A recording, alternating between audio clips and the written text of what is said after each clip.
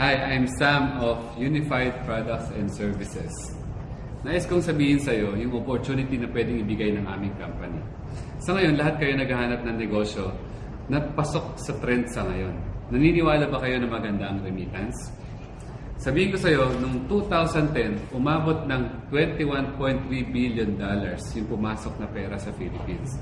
Imagine, gaano kalaki yung pumasok sa Pilipinas galing sa mga OFW natin. Lahat tayo gusto magkaroon ng remittance business, but the question is, magkano ang puhunan?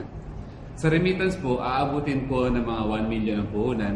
Sa air ticketing, 1.5 million and loading. Maganda pa itong mga negosyo na ito. Maganda talaga. Pero aabutin ka ng 3.5 million para makapag-invest ng ganitong karami ng business. Good news, yung ating presidente, na si Mr. Manny Pascual, ginawa niya ng paraan na pinagsama-sama niya lahat ng business niya sa isang website. Pagtingin mo, pagpasok mo sa isang website po namin, pwede ka na mag-remittance, ticketing, and loading. So, para ka lang may Facebook. Pag kilik mo yung remittance, pwede ka na magpadala ng pera.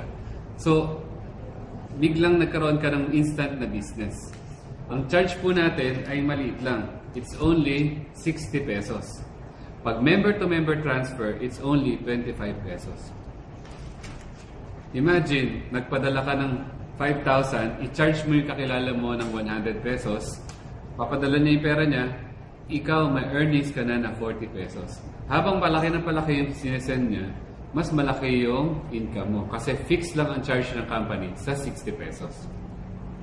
Ang good news po niyan, pwede ka pa dito magbayad ng bills. And pwede kang bumili ng ticket. Yung ticket, sabihin na natin, mamuhunan ka ng 20,000. Yung 20,000 mo, makabenta ka ng 10 ticket, kumita ka na ng 200 pesos per ticket, meron ka ng 2,000. Imagine yung 20,000 mo, naging 22,000.